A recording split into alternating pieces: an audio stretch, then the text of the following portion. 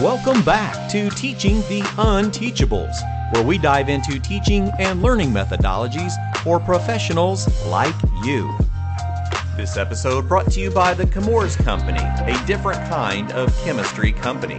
Learn more about Chemours at chemours.com.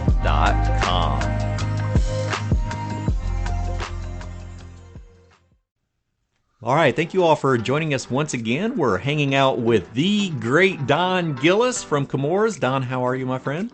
Really good, Cliff.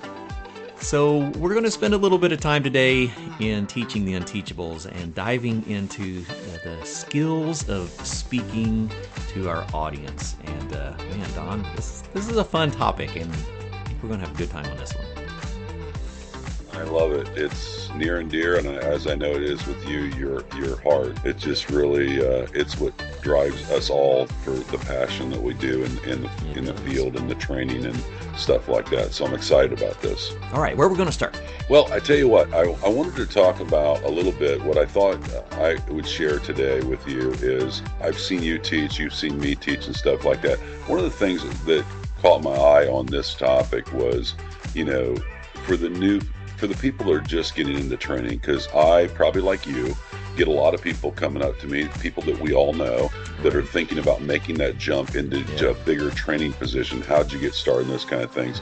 And I have found what's worked for me is to be a very, very good listener. When I go into a classroom, I don't know why, but somehow I was blessed, don't ask me why, of being a person that tries not to come off like the smartest person in the room. I cringe sometimes when I've seen people really kind of get defiant and this is the way it is and not really open to the ideas, because there's so much to learn. I think it's important too, for me anyways, in my experience, is to encourage people to share their knowledge in the classroom.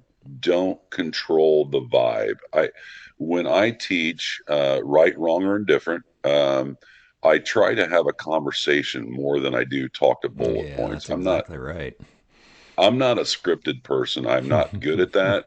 And as I mentioned to you earlier today, there's a lot of times I leave, or I'm on the plane, or I'm laying in bed that night going, I forgot to mention that. But I brought up some other things that you kind of go where the conversation takes you, if you will. Exactly. And you get a feel of what the interest is. But most importantly, what I was really driving at is making them feel comfortable. I often use the phrase, look, I don't know any of you. I don't know if Joe's refrigeration on this side of the room doesn't like, Tim's heating and air over here. I don't know that. I don't know who's the competitors and who likes and dislikes. What I do know is this is a place to learn. And I always use the analogy like a sports analogy, basically, or any analogy where you practice through the week and play on the weekends. Oh, sure. This is where we make mistakes. We blow the whistle, do it over again, if you will, because in the heat of the battle, when you're in front of the homeowner or the business owner, that's not the time to be getting on the phone and asking the questions. Put your guard down, swallow your pride, check that at the door, if you will, and come here to learn from one another. Today, we are one team. Go team. And a lot of times I start out my training like that, if I remember to say it. As I said, I'm not scripted. Man, that's a great way to start the class. I hadn't really thought about that, but now that you mention that, one of my favorite presenters is Greg Millsaps, who I used to work with at Johnstone Supply. He's an entertaining fella. Just, I think most important, at the heart of him, he's a football coach. So I always refer to him as Coach Millsaps. And he starts his classes like that. So it makes sense, because now that you mentioned that, I can remember sitting in your classes, doing Copeland teardown classes and having that same atmosphere and enjoying that atmosphere. And that makes sense, because you were setting it up, like it was a coaching opportunity where you're bringing everyone in for the huddle and then making it real. Yeah, that makes so much sense. Yeah. Public speaking or public teaching, educator, whatever, you're in front of a crowd. It's one of the toughest things to do. And you don't realize it, that you when you first begin, especially as the crowds get larger, you have a little anxiety. It's if you Boy. don't have a little anxiety, you're not a lot. That's You're right. not a Something's human. wrong. Okay. You're Yeah, not being honest with exactly. yourself. Yes, exactly. But on the other hand, what I've learned is human nature is all those people entering that room, whether it's 25 or 125 people, a lot of times, all the time, they don't know each other either. So they're No. anxious. You can see that at ESCO. They're wondering where to sit. Do they want to ask a question? They don't want to make a fool of themselves. So there's anxiety in the classroom. So the last thing they want to see is you fail. So the idea for me is what I've learned from others and watching other people speak is to try to bring that anxiety down by saying, hey, this is kind of a safe place. You know what I mean? This is a Right. practice field. Right up This is front. look, Yeah. look, if you got that what you feel is a stupid question, I guarantee there's 15 other people in the room who want to ask the same Right. question. Have the They're just same scared question. to. Right. Exactly. Right? Yeah. Right. So as we're introducing the class, we're starting it out, making it feel like it's more of a team effort, not just a I'm here to speak, you're here to listen.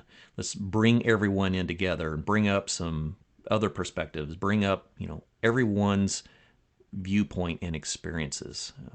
Makes for a quite the unique learning atmosphere. Absolutely. Yeah, absolutely. And I had the opportunity to work with Ty Brannaman for a while, and he does a Hmm. good job of that too. It was enjoyable to see him, and the first time I saw him out in Vegas, I was really impressed. But and I don't know if it I can say it just comes naturally, but it sometimes the best players don't make the best coaches, Sure. and vice versa. Sure. You Yeah, know what I mean? exactly. And sometimes I don't want to come off like I was the greatest technician, the smartest guy in the field, of everybody or whatever.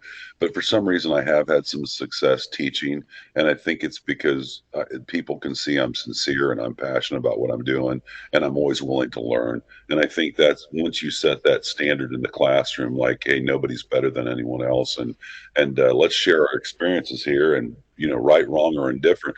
I appreciate nothing more than someone's brutal honesty when I'm saying what not to do, and someone starts smiling in the front row and raises their hand, and I go, "What's so funny?" I'm thinking Right. they're laughing at me. They're going, "I just did that." No, I, You know what I I, mean? I can relate. I love it. And it's because then you've just brought everybody's shoulder down. They're all going, Yeah. "God, you know what? I Oh, did that wow. too." Okay. I'm here with my people. Yeah.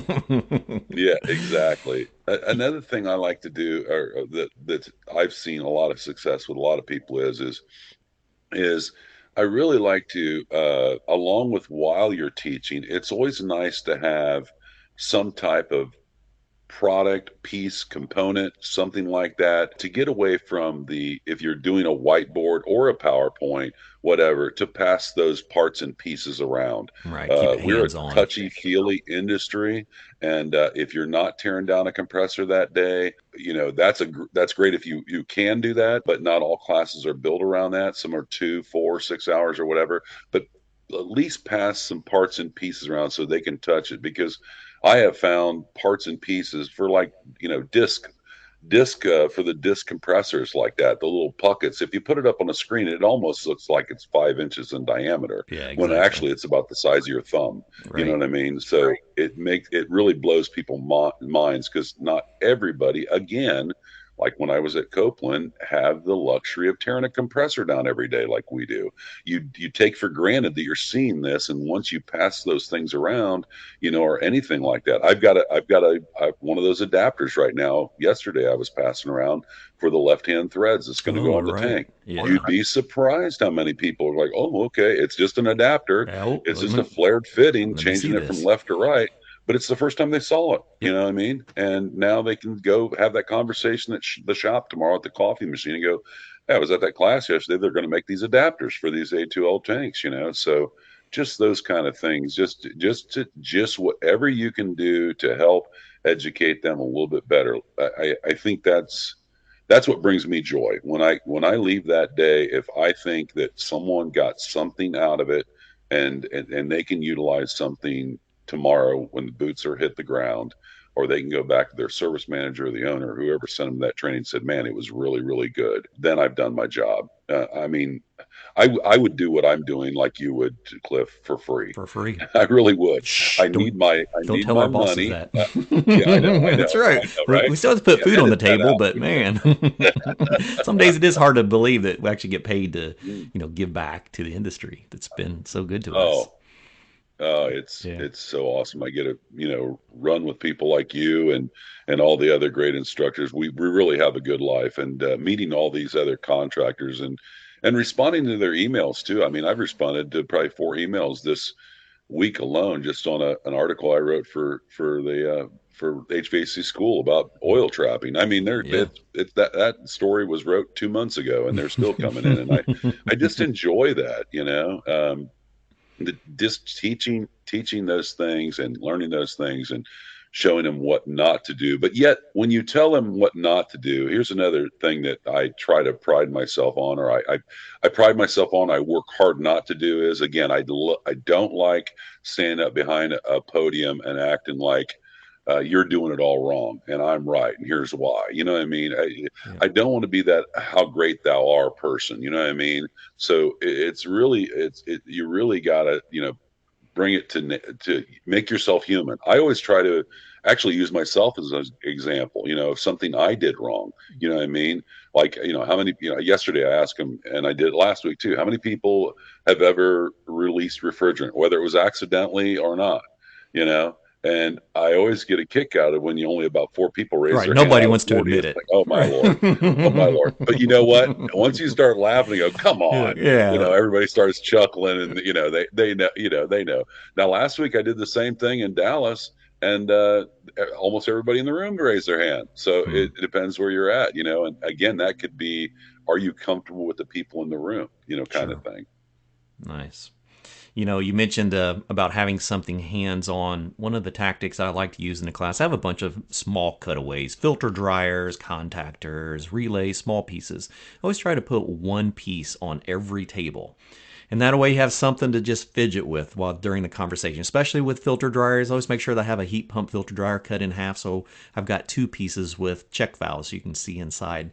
But then when we take a break, I move them around so that when they come back, there's Mm. something different on the table. So there's different pieces in the room, but there's always something happening. So even if they walk away and they've learned something that they didn't know off topic, like maybe they were sitting there studying this filter dryer and see check valves in between.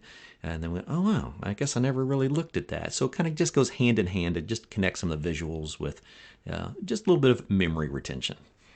I So love that. yeah, I may steal that. That is really good. absolutely. It's all these Yeah. little things to interact with the actual audience because it's a big change when we go from the field into the classroom. You mentioned earlier, when we go into the classroom, you know, uh, we may have been the best person in the field and we come into the classroom and go, man, I'm going to be a good teacher because I was really good at doing what I do. Now I'm just going to show people what I did. And then all of a sudden, it has a completely different feel. We have to learn these new skills. We have to Mhm. learn how to communicate to a group of 15 or a Yes. group of 50 or a group of 150.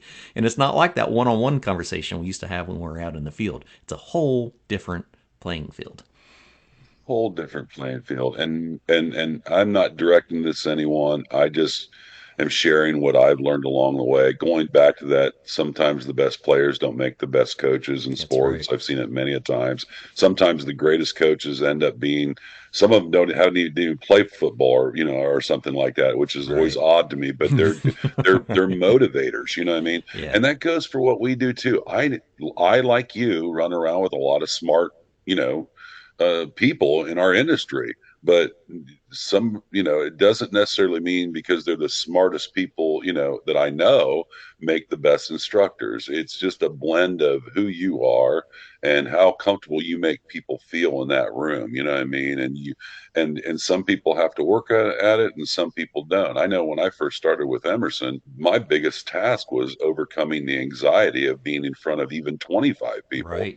let alone Absolutely. 125, so I still have them today, and I tell people this. I shared it at HVAC Excellence over dinner with someone that was thinking about getting into training, and I said, you know what I did? I said I bought 4 or 5 I still have them, CDs, and I would listen to them in my car. And it was about overcoming stage fright. I even bought a book Really? that said, instructions or educators for dummies or something like that, or public speaking for dummies, I think it Oh, was. okay. But I did that over and over again to help myself. But also, once you get more comfortable with the topic that you're talking about, obviously, the more comfortable you are with that, you could do it blindfolded in your sleep. You just start rolling with it, and then you see so many questions or hear so many questions and respond to so many questions and get stumped on questions that you then have to go back and research and find the answer for. Yeah. So along the way, you're educating yourself also, and then giving that back to the next class. Basically paying it forward, like, hey, I just learned this last week, and That's be right. brutally honest about it. Oh, yeah. Make yourself human. Make Yep. yourself human. Hey, I did not know that. Yeah. If You know you what I don't mean? know Thanks it, for sharing that. don't try Yeah. to come up with something. Yes. Yeah. Be Yeah. honest about it. Yeah. Yeah. I I think people accept you a lot better. I know They they do. do. At least in my case, they do. When Yeah. you make yourself more human, it's like I did not know that. Well, I was talking about the safety disc the other day on the old the existing refrigerant tanks, how they're a disc and how they go off at a Right. 130 degrees or higher in your truck. And I mentioned I was in southern Alabama that um, that's never happened to me, but that's what it's there for. And then, two guys in the room raised their hand. The one guy said it happened to him twice in his lifetime. No kidding. Florida's the same way. Got It's hot not enough that to actually uncommon for open the those things rupture. yeah, yeah, yeah. Wow. And so, and I've never seen that before, Exactly. but, different worlds. So, you learn along the way in the different states, but, yeah. So, yeah, the other thing I wanted to share too, that I have learned kind of self-taught myself to do, and everyone's probably doing this that has been teaching for 30 years or 20 years or that's much wiser than I am, is I like to, when I first started teaching, breaks are important. I mean, I think sometimes we get into this where, we need to go 2 hours or 4 hours. I tell you what, I like little 1.5 hour breaks to break it up. I also like, once you're done with a section or two, especially if it's an 8 hour training or something really long and lengthy, or even if it's a 4 hour training, I like putting in, even if it's only 5 questions, just little quizzes. It could be Right. Kahoots too up on the screen. I love using Kahoots. I'm a big Kahoots fan, and I love Kahoots. It gets, because if you got a quiet class in the morning, I guarantee if you whip up Kahoots and say, hey, we're going to see what we learned today, and they think it's going to Right. be a written test, and they're going, Right. oh no, and you start plugging in, and guys' names are popping up there like Fuzzy Raccoon and stuff. People Right. start giggling, It makes it and entertaining. they're learning, Yes. too, and that's really really cool. And but yeah, I love that kind of stuff. Awesome. Don Gillis, we thank you so much for joining us today and look forward to having you back on plenty more episodes. Thank you so much, Cliff. I deeply appreciate it. Looking forward to the next time.